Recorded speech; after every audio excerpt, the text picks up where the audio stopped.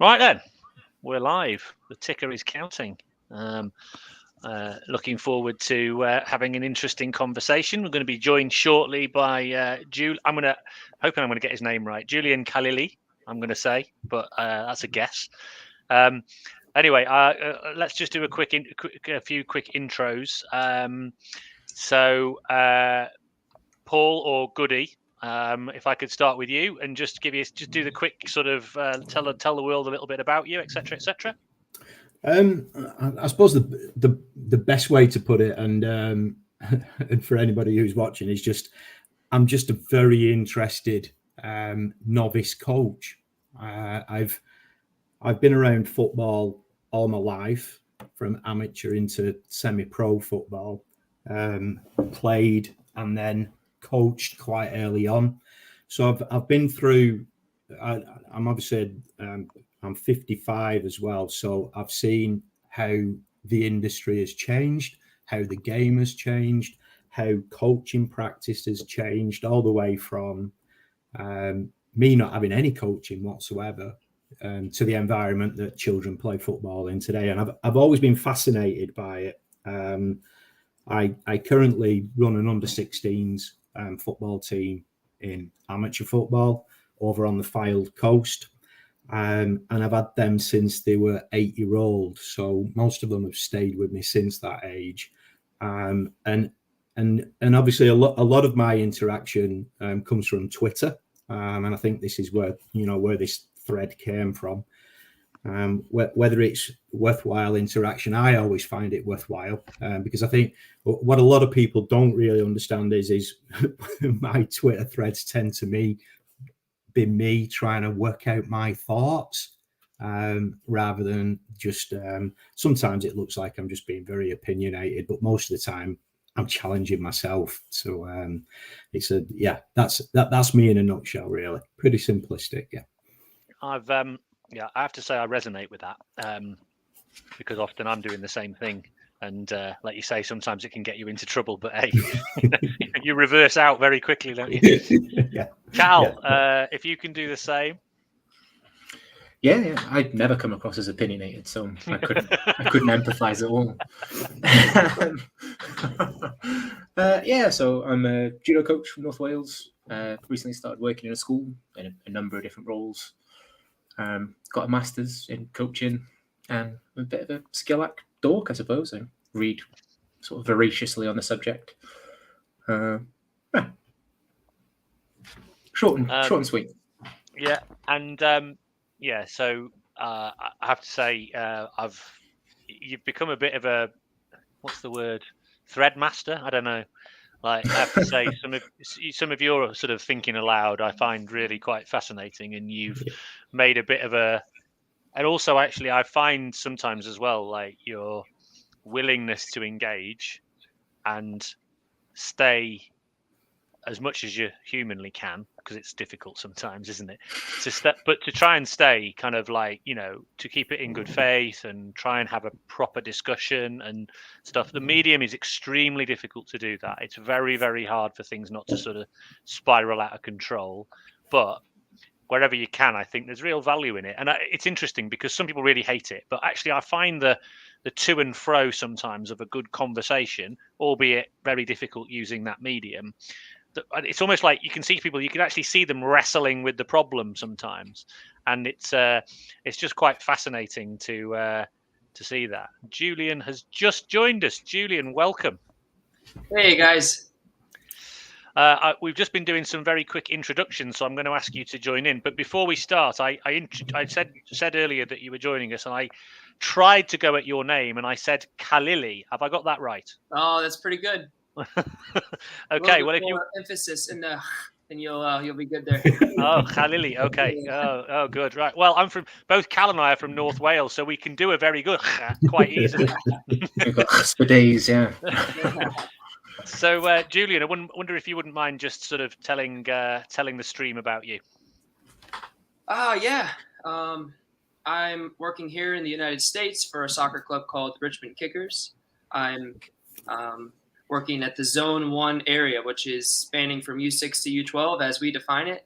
And my main I would say responsibilities are some coach education and oversight of these age groups and trying to help redesign the environment to be better equipped for learning and fostering a happier experience, really, at these ages.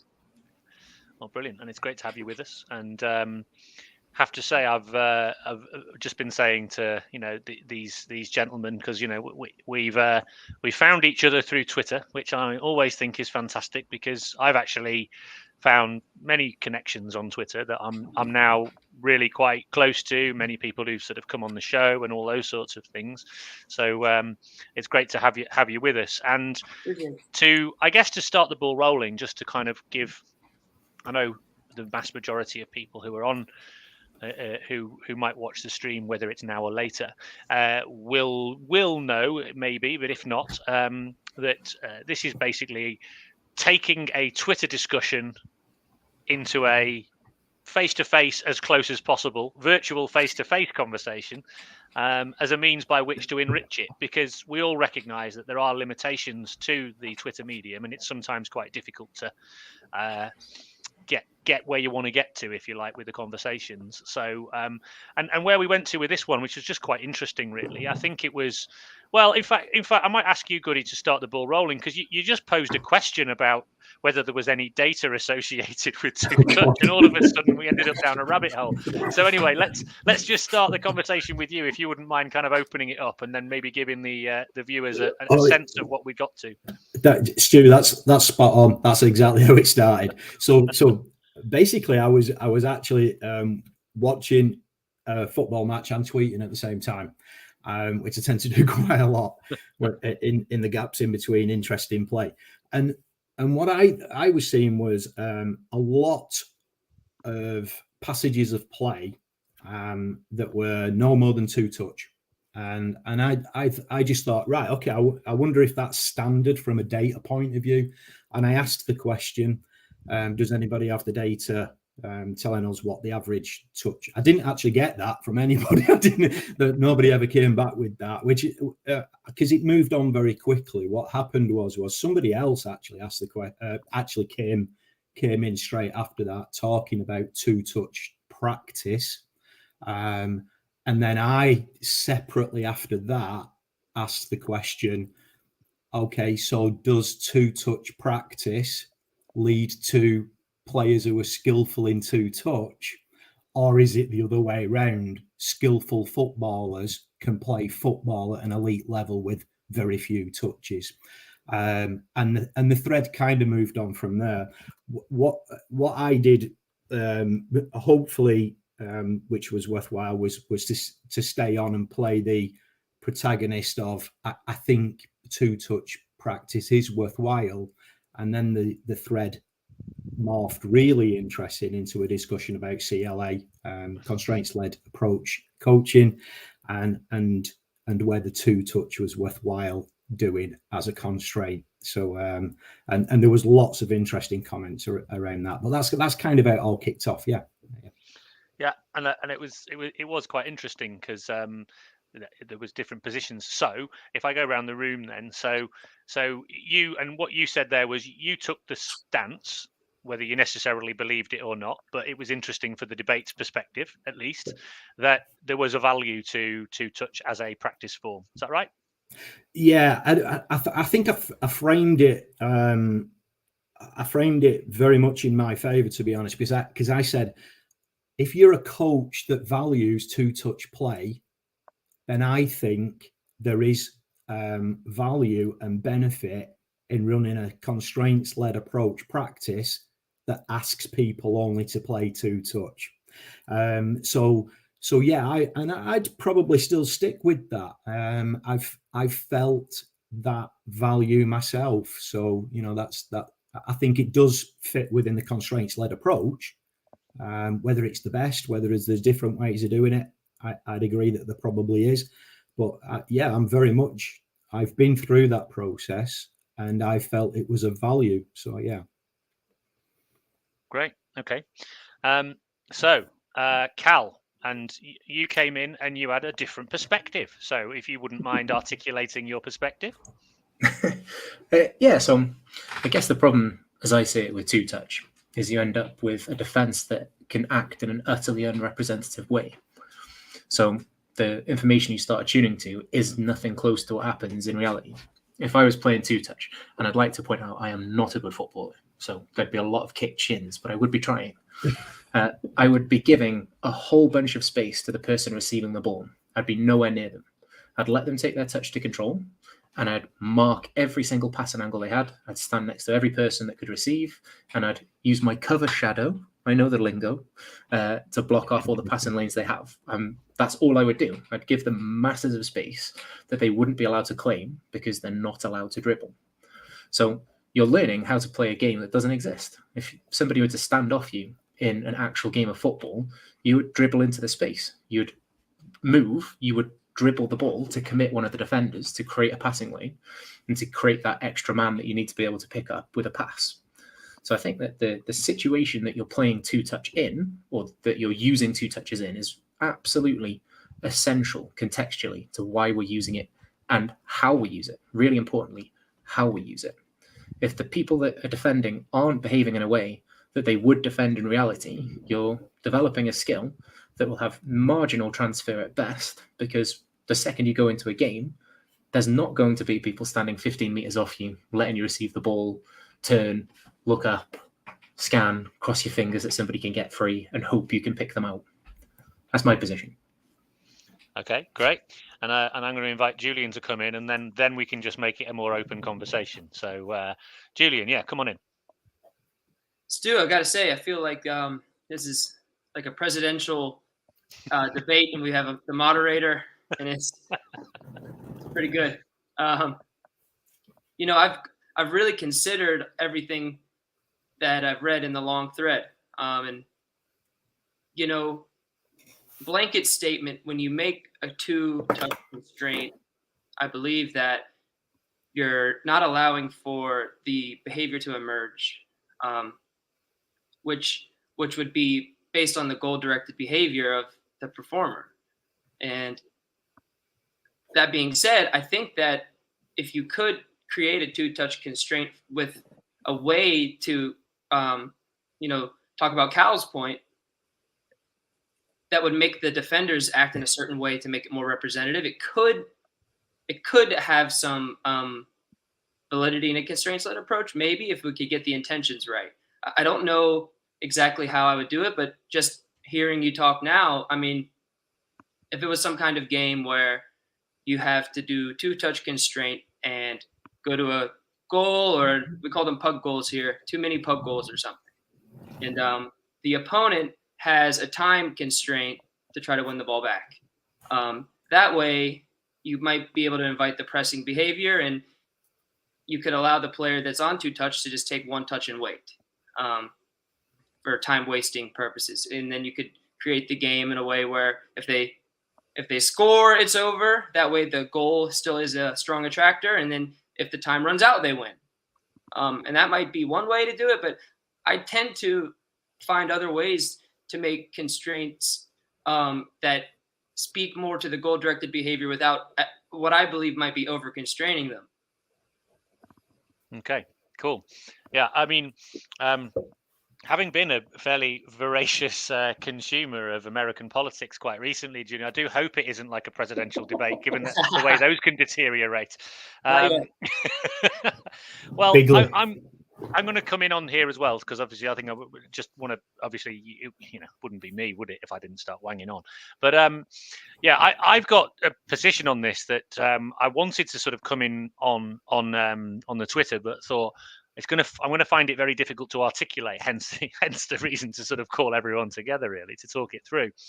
And I'm not necessarily going to be in the middle on this, because I think I'm in the two-touch camp. But I'm coming at it from I'm coming at it from a number of different perspectives. But I think that, I guess my view on this is that all constraints constrain in some way.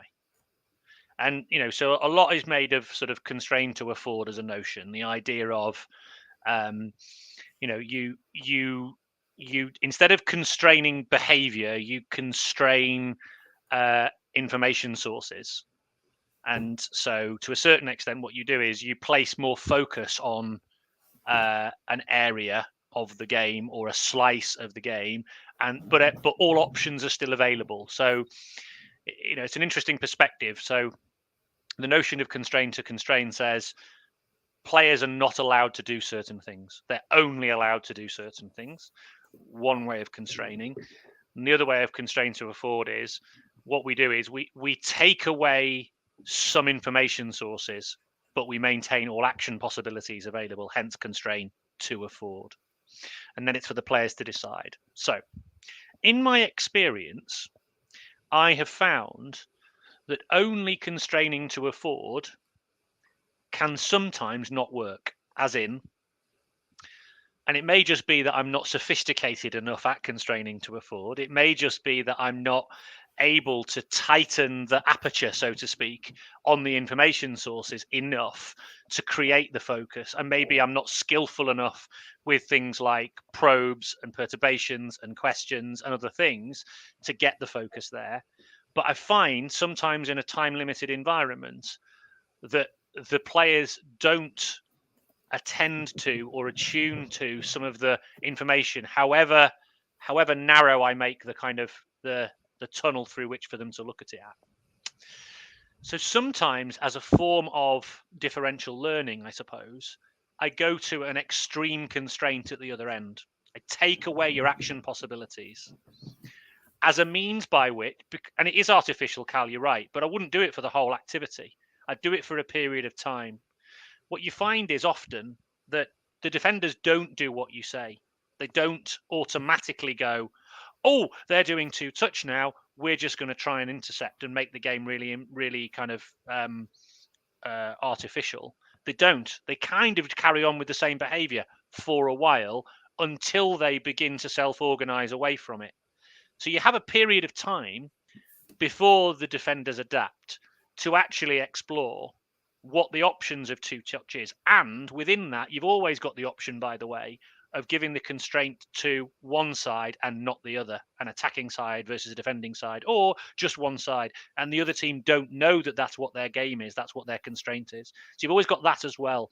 So not giving the information to the others means they don't necessarily self-organize. Anyway, the reason I'm saying all that is, so using it as a form of differential learning as one option, but sometimes as well, it just becomes a real emphasis point on, right, I want to draw your attention to something. I'm going to put a constraint in. I want you to explore it. Then I'm going to take the constraint away.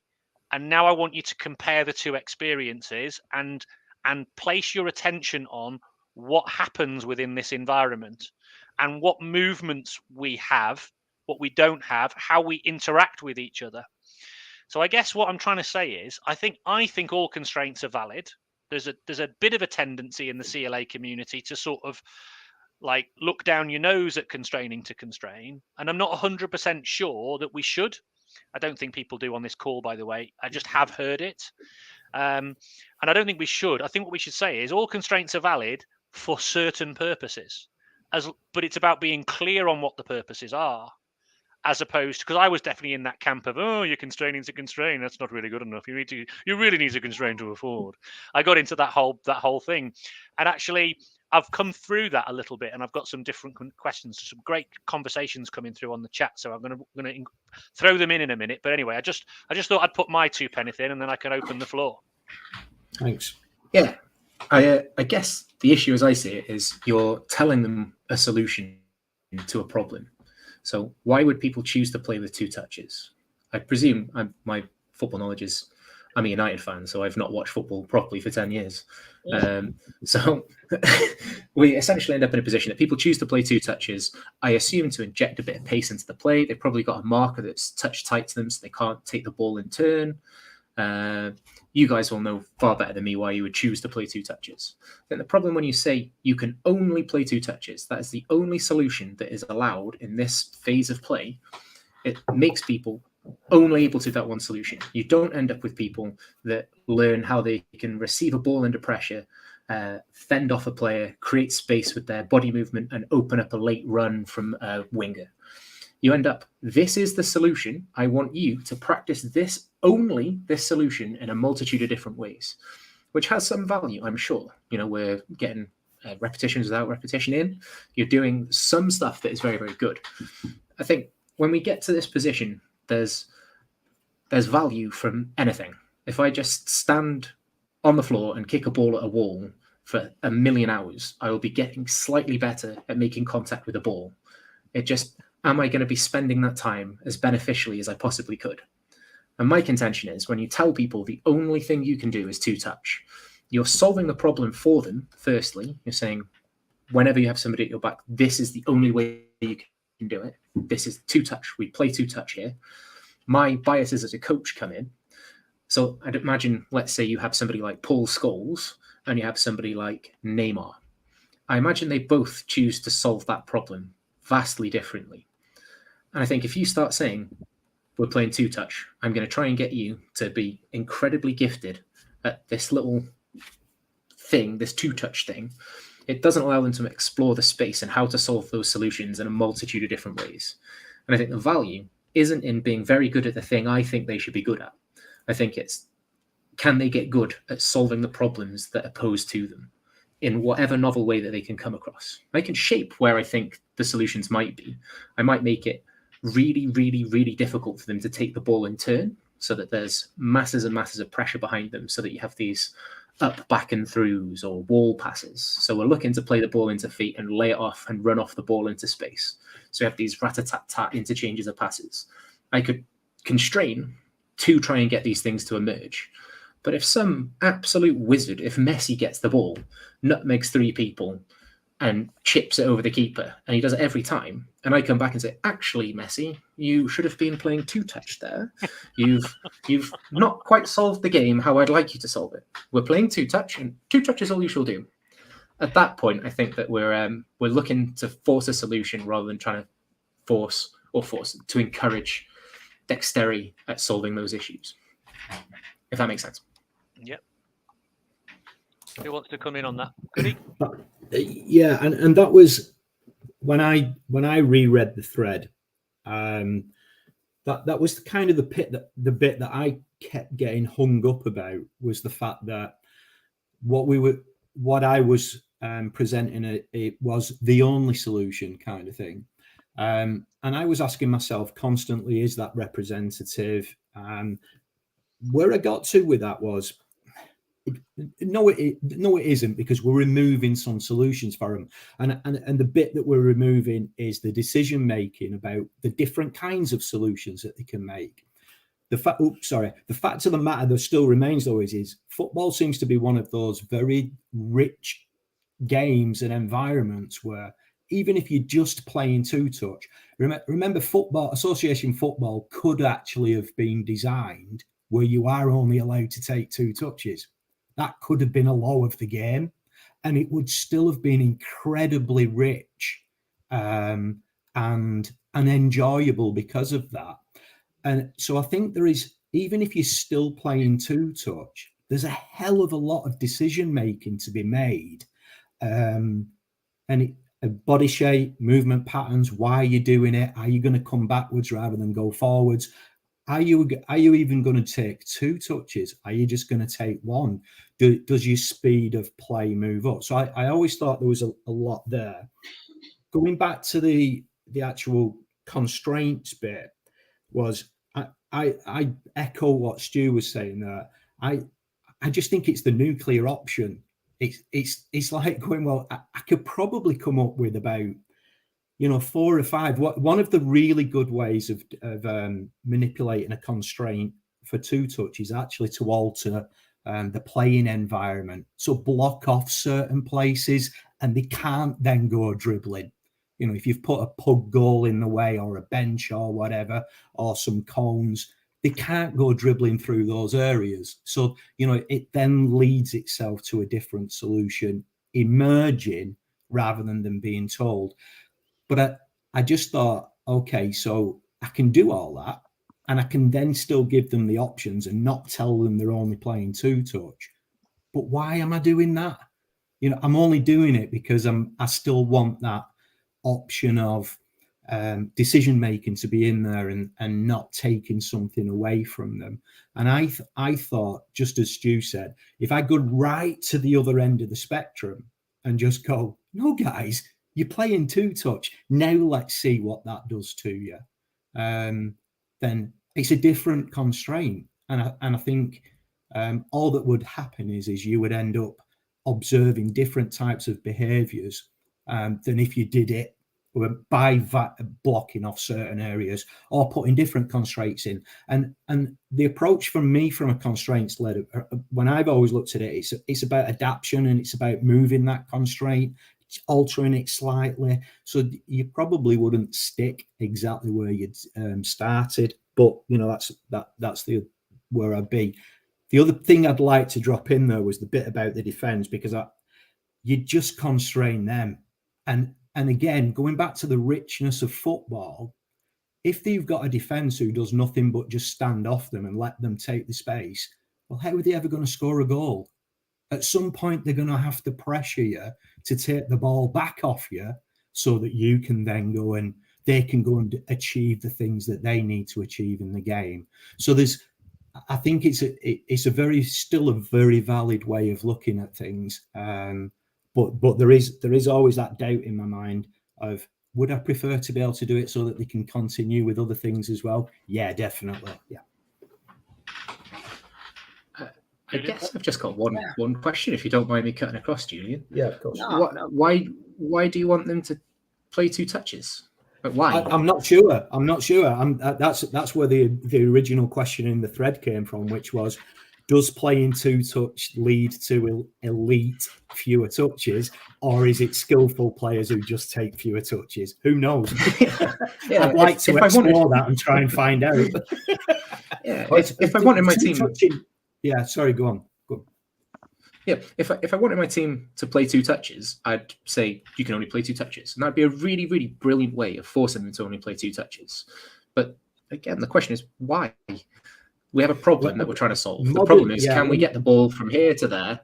I assume people choose to play them for a specific reason, that they have extra value. Why do you want your people to be 2-touch wizards? Professional footballers have always taken fewer touches than maybe an amateur footballer would, because they take less time to orientate themselves with body position. It's just more skillful. So they tend to have more time about themselves. But in the modern game as well, a lot of pass movement is to actually open up the opposition. So there's a lot more passing goes on because you're trying to move the opposition's low block, mid block, defense out of the way to create yourself some space. So, and I don't want my team to only be able to do that. I want them to be able to play to their strengths. And if I've got, fantastic dribblers, they'll dribble fantastically well. But there'll be certain occasions when they need to be very, very good at playing with few touches. And, the question is what drives that really? Yeah. Yeah, so you don't want them to play 2 touches. You want them to be able to manipulate defenses and create spaces, right? So it doesn't matter if they're playing 2 touches or if they're playing 3 touches or 5 touches or if they dribble. The goal that you're looking to try and accomplish is to manipulate a defensive setup. And I imagine that, again, I'm fairly novice at football, but I presume that the 2-touch is really useful because when you have really aggressive, high-quality defenders, they're much closer to you. They shut down the space and your time on the ball far more quickly. So passing the ball off really rapidly to another player allows the space that they vacated to be abused. You can pass into it, you can dribble into it, you can do stuff. So I can see the value of 2 touches for that reason, but it's not the 2-touch that has value. It's solving that problem that has value. We're creating a space that we want to exploit. One of the brilliant ways to do that is with 2 touches. But when you say the only way you can do that is with 2 touches, I think that something's lost. I really do. You're practicing a solution rather than solving the problem. Well, yeah, to piggyback on that real quick, that's pretty much my point that I wanted to mention. If I were to argue against it fully, would be, of course, there's some gray area that I think that you can create some differential learning environments. So I don't want to say that I'm cold stand in disagreement, but there's a if you look from an ecological dynamics perspective, the individual environment relationship and the directly perceiving of information to drive and regulate the action. I thought your point, Paul, of or Goody, sorry. I thought your point about if the game had this constraint, it would still have a lot of exaptive practices where they repurpose the two touch and they figure out different ways to use it and make it work. But that's not a governing constraint in the game itself. And there's a huge landscape of affordances, like relevant affordances, that you'll lose by creating a governing constraint of two touches. So it might even be like small touches deceptively or pretending to play short and then dribbling through a gap. Or I know you mentioned players of a high level like taking two touches, and that's in response, I believe, into the environment, because if they have the space and time and the action capabilities to drive through space or gaps, then they'll do it. So I think it's about the environmental relationship that we're trying to create. And if you'd like to, I think, highlight the affordances of playing quickly, you can design them in a way that enables them to do so. And I think that might be more beneficial in the long run. I agree. Well, I totally take your point. I totally take both of your points, and you're both absolutely right in exactly what you're saying. In the sense that's done then. Oh no. No. You are right. You are right in the sense that you are taking 2 points made here. One is you're taking away too much of the rest of the game.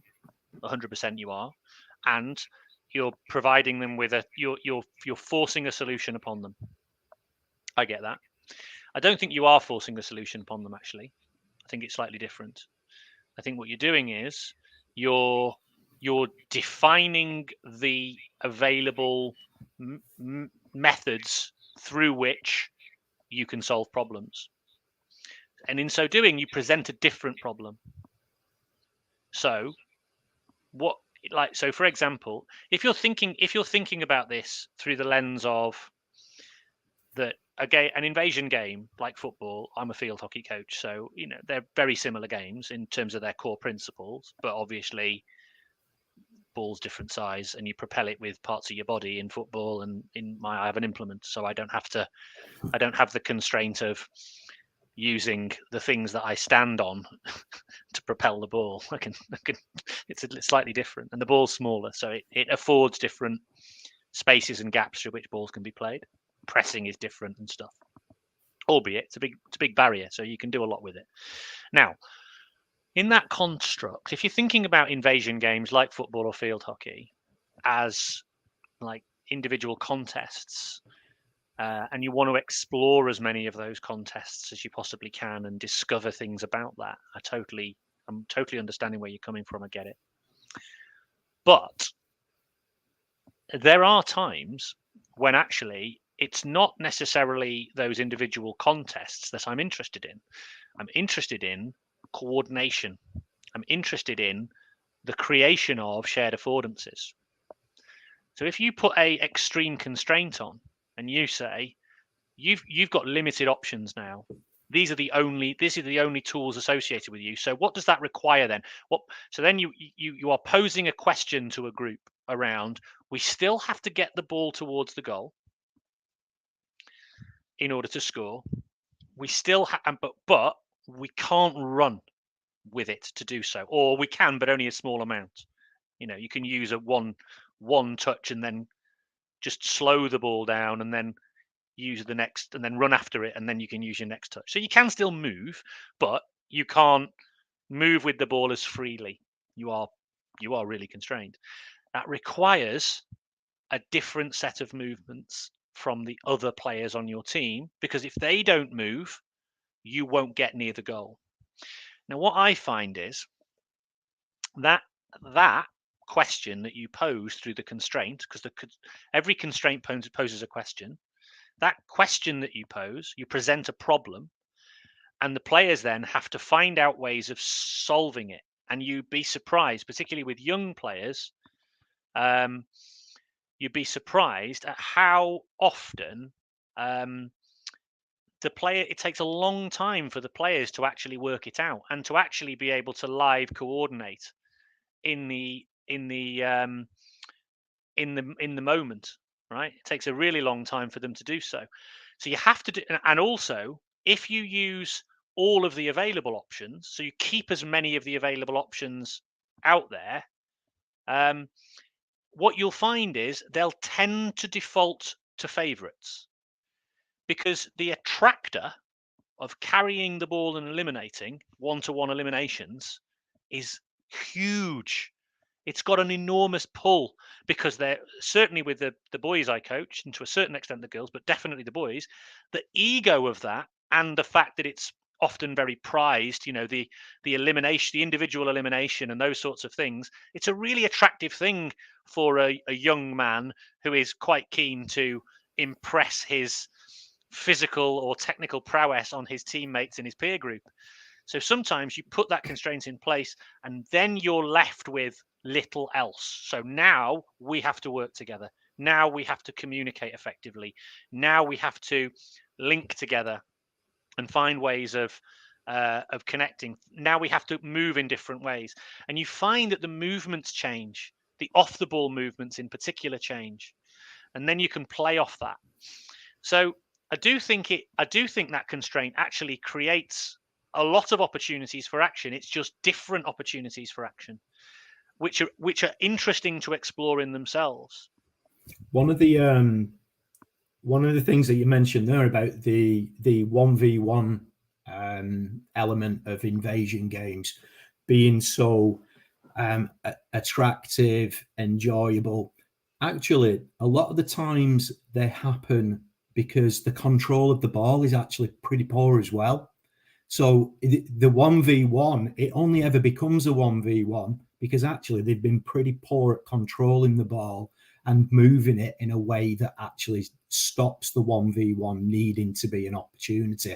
So there's nuance between, what's actually going on. And again, one of the principles of invasion sports is support when you're attacking.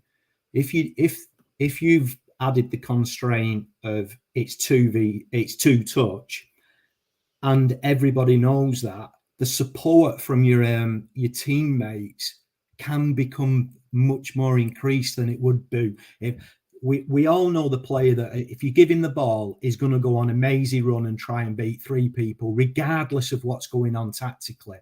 Yeah. And if you try and shape that constraint in a certain way and don't give him that opportunity, he needs to start thinking tactically as well about whether the support is in the right place. The rest of his teammates have to engage with that as well. And I think it becomes a wider thing than it's just that person having an option taken away from them. And there's lots of nuance to it, I think. Do you think there might be some value in shaping practice such that beating a man is not penalized, but isn't rewarded as much? So if you have to beat a man, if you have to take them on in a 1v1 challenge, then you get half points for your goal. Or for every pass that you don't, for every goal that you haven't done it, you get a 50-point bonus. So that then when you do have old pink boots Johnny dribbling past everyone with his haircut that he paid for, you can end up saying, well, you just cost us a bunch of points, right? You end up in a position that that the Brill Cream boys are going to cost you points with their ridiculous dribbling when they had a man square in space. Yeah. And they could have just run off you. Then it's a through ball. It's essentially there, though. Yeah. Don't do it. Yeah. Just bring your head up and do something different. The point about that, Cal, though, is it brings me back to the reason why you're doing it. And the reason why you're doing it is you're not trying to take away the options. That's not why you constrain.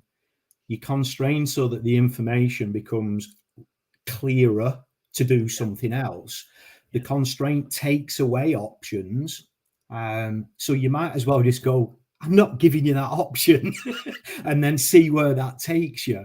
Again, it's nuclear. I don't like the idea of, I'd rather have a player who has every option in front of them, has a decision to make, but then the constraint guides his attention towards what you're actually looking for them to say. But in lieu of that, I do think it's quite right to just go, nah, you're not doing it, mate. No more dribbling.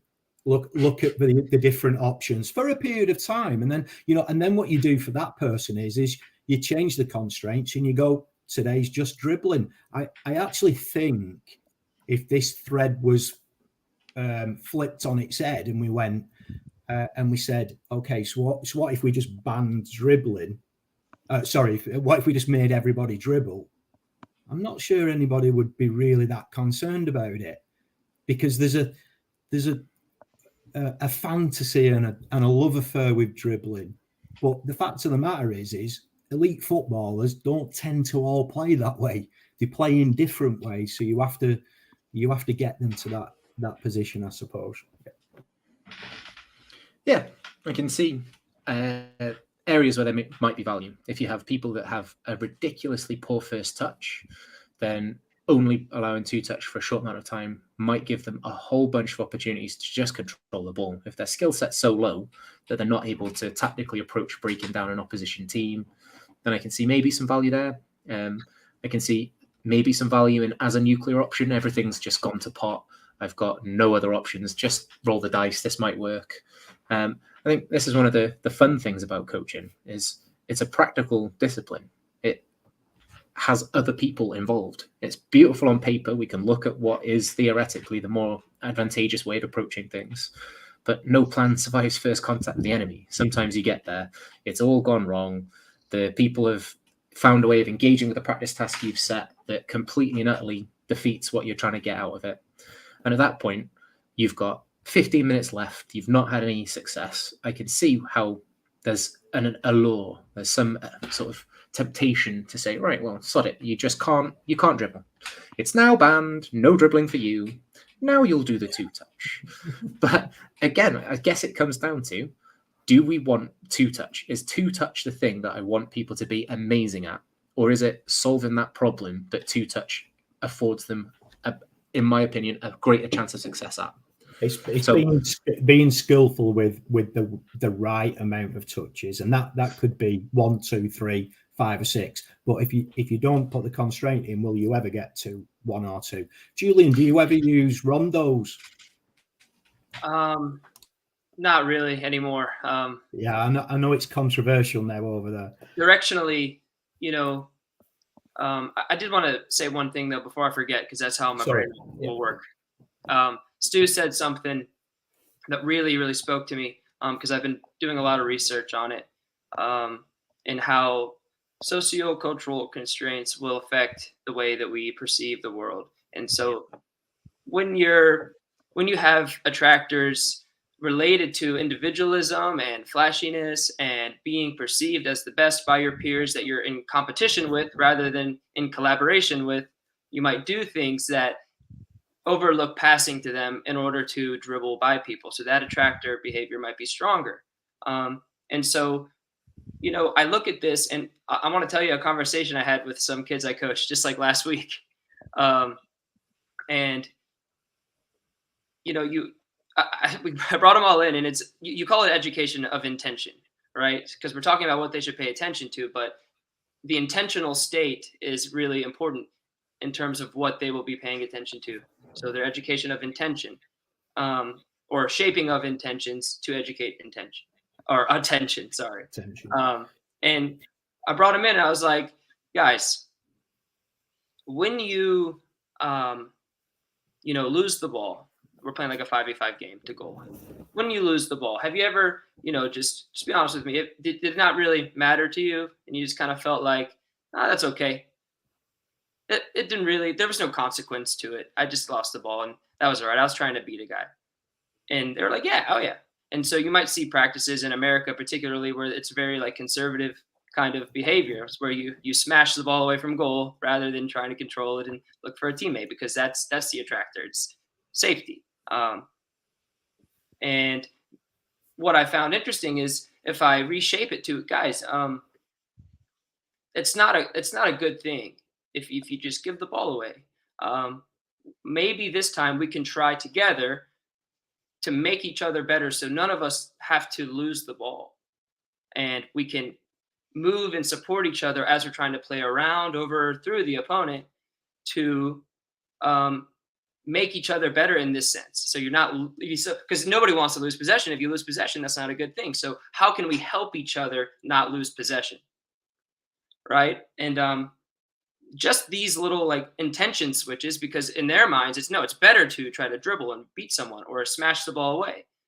If you can reshape the way they look at the game a little bit, you might be able to get some, this is a constraint in itself, the way that you educate their intention or shape their intentions prior to the practice task. So like, I know that some people say secretly to one team, let's try to play around the opponent.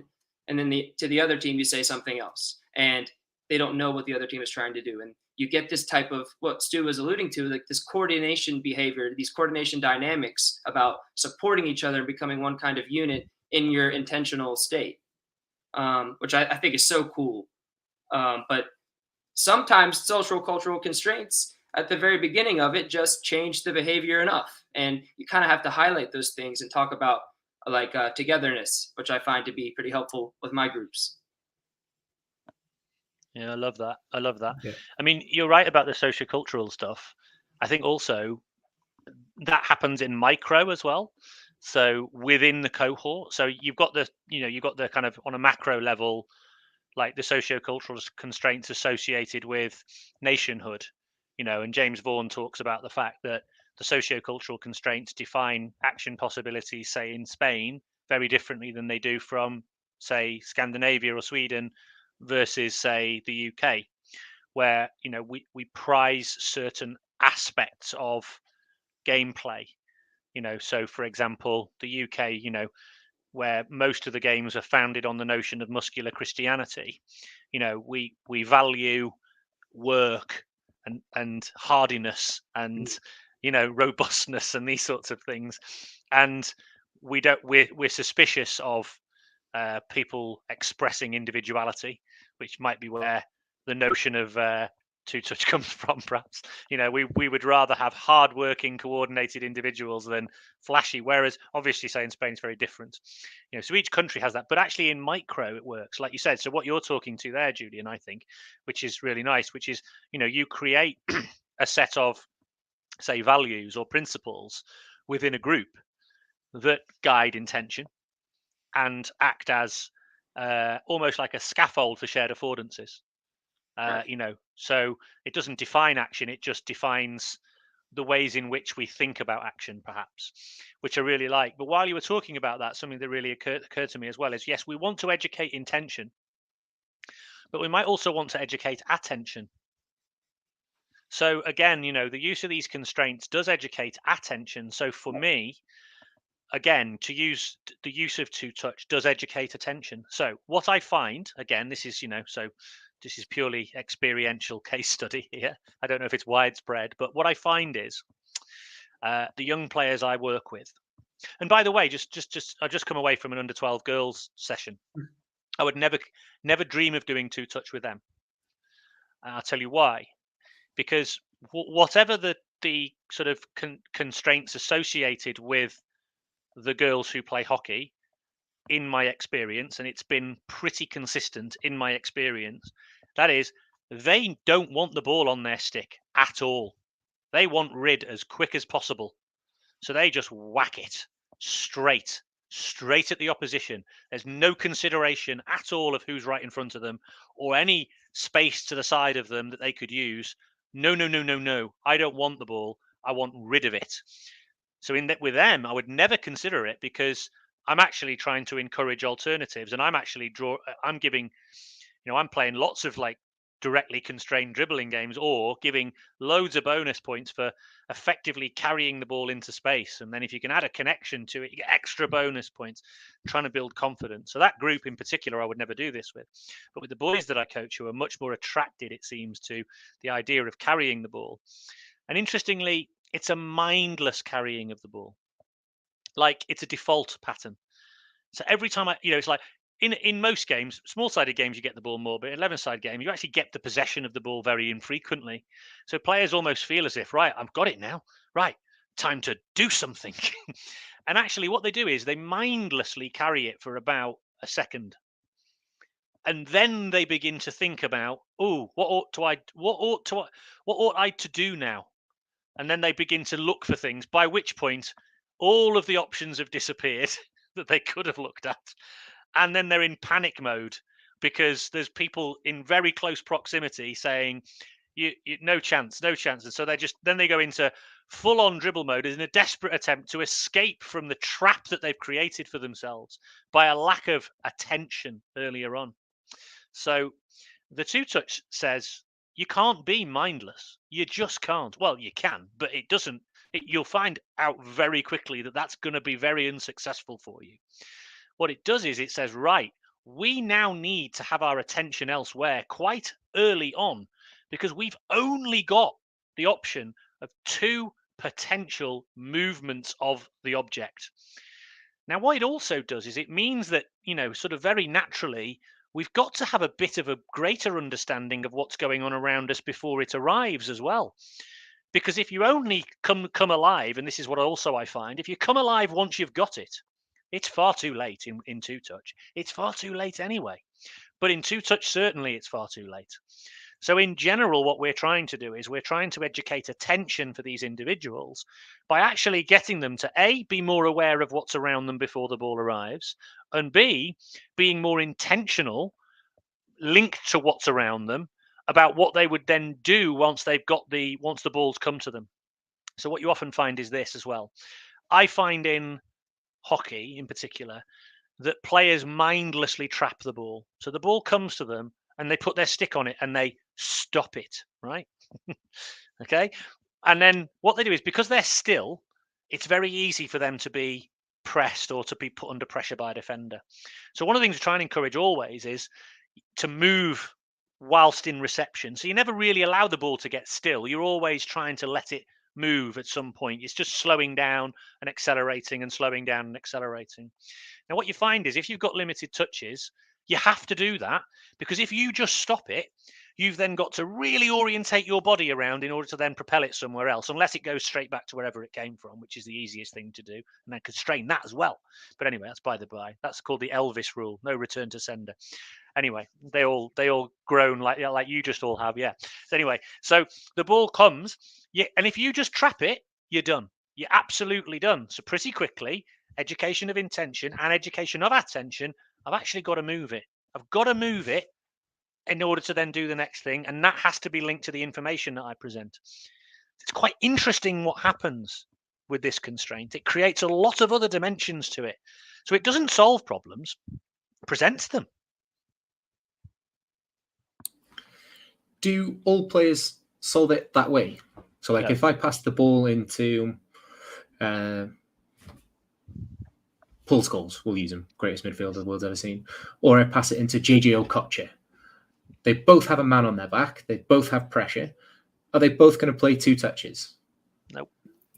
Do they both solve the problem? Actually, for long parts of the game, most of them will be, because that was the fascinating reason why I asked about the data.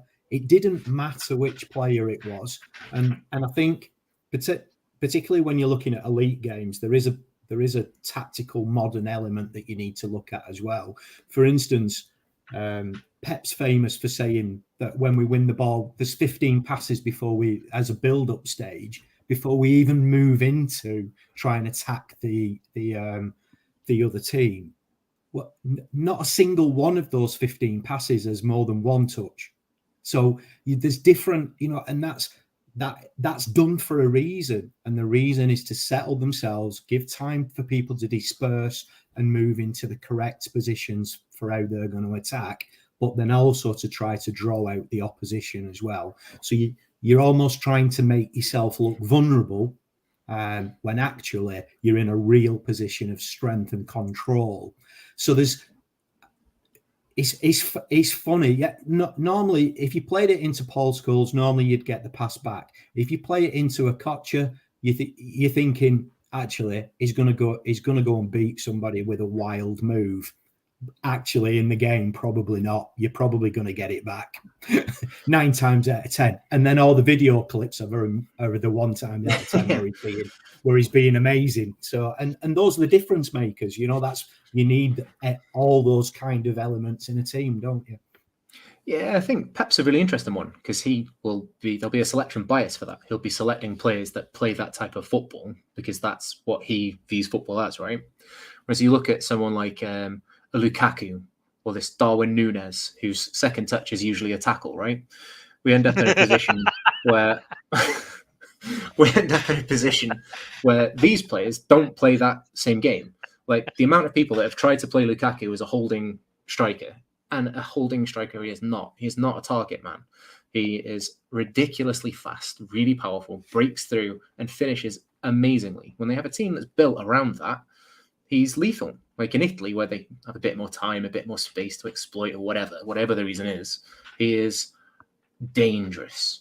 Whereas when they're playing him as this target man that they want to play the ball into and wall pass and go around and exploit inverted forwards or whatever else, he isn't a two-touch wizard. That's not how he exploits those spaces. What he will do is he will sprint like a wild man into the spaces and take advantage of them.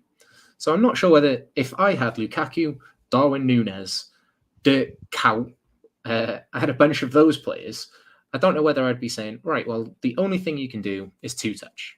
It'd probably make them a bit better at two-touch, but it would invariably reduce the skill sets that they have developed. I want to extend and explore the spaces that they are massively competent, rather than saying this is how I want the solution to be done. If I'm a coach with a really, really fixed, firm idea of how I want my team to play the game, then I wouldn't buy those type of players. If I was a Premier League manager. If I was managing the under-12s and I wanted to develop the skill sets of players, then maybe I'd want to put some sort of constraints in that look at developing those skills so that is an extra option for them. But I'd still want them in a position that when the ball goes into little Johnny Fast Pants over there, he might want to drop a shoulder, let it run through his legs, exploit that space, explode into it, because that might be how he wants to play the game. He might be that kind of player, right? If that's his natural way of playing football, which is a valid way of doing it, there's nothing wrong with him learning another way as well, is there? Because once we release these players in a game scenario, unless we're constraining them tactically and saying you still need to carry on in that approach, they're going to do what they're naturally drawn to, but they're also going to have another weapon in their arsenal as well, which is being able to play slightly different and allow their teammates to support them and become part of that as well. So it's still fascinating, isn't it?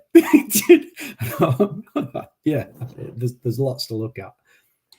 I think it's all really interesting, and I'm pretty much, in agreement that if you do two-touch constraints, they're going to search the environment differently. But I'm not so convinced that it speaks to, especially youth players, like their intentional, like why they're there, like to be creative and have the freedom to play and solve the game and fit into the environment the way that they intend to.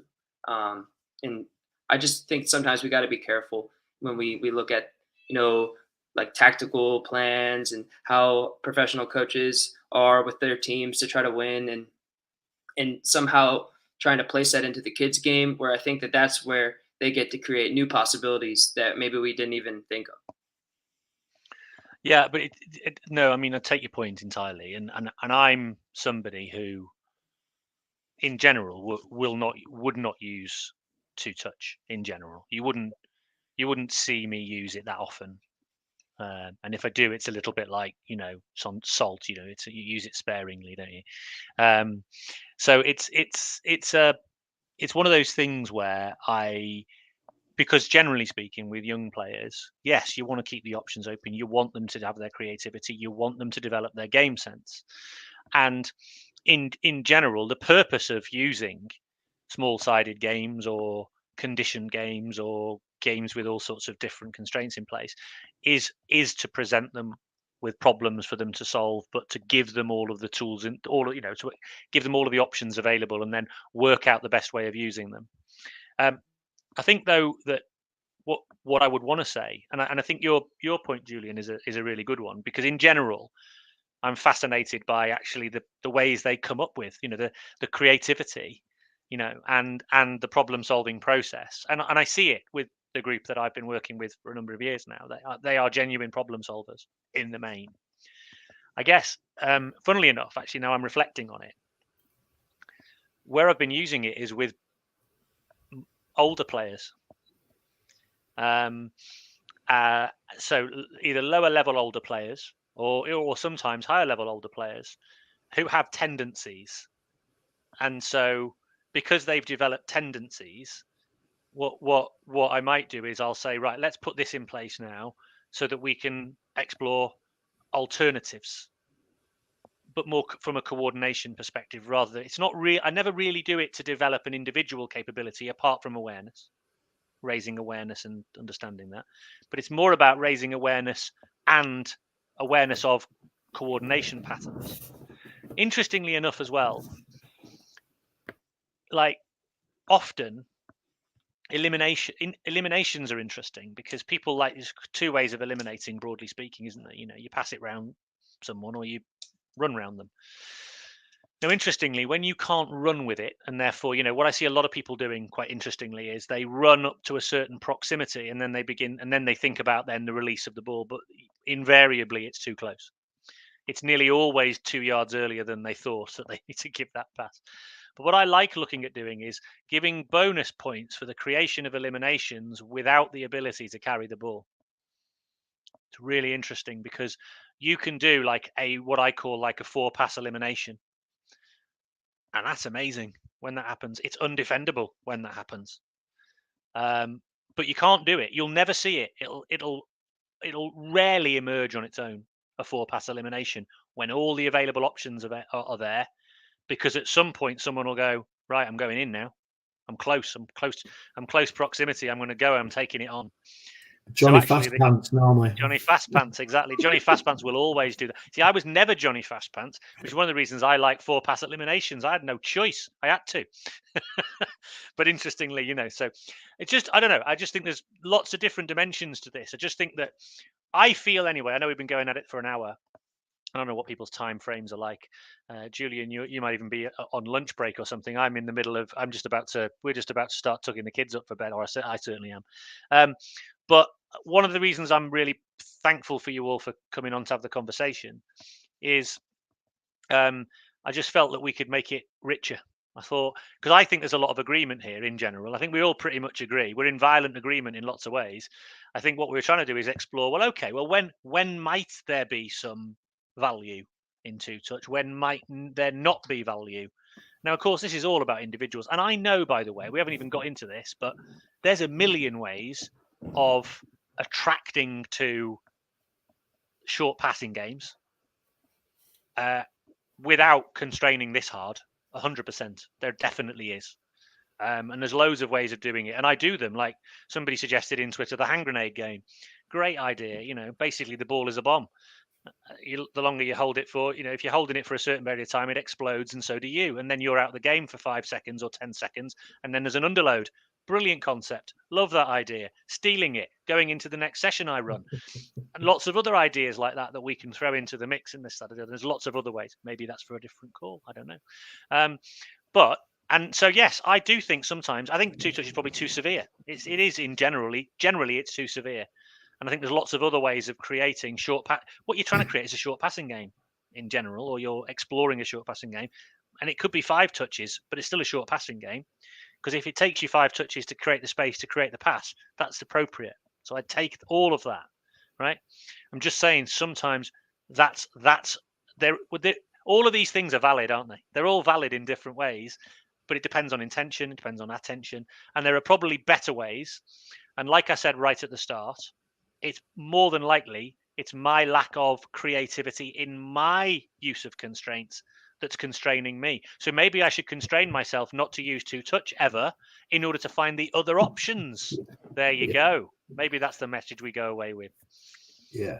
I'd agree completely. I think that when everybody's in violent agreement, I think it's always worthwhile to have somebody who can help the conversation go like that, rather than everybody being like that, because there's more to it. It isn't just a yes, everybody's in violent agreement. I've never come up across a coaching scenario where it should be like that. There's enough richness out there for all of us to use our individual talents to try and help wherever and however we can do.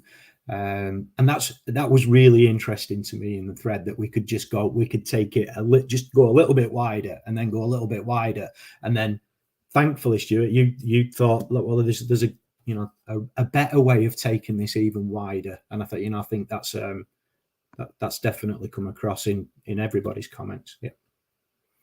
Well, just start another argument, and then we can get on here again. That was fun. I really enjoyed it. It won't be long.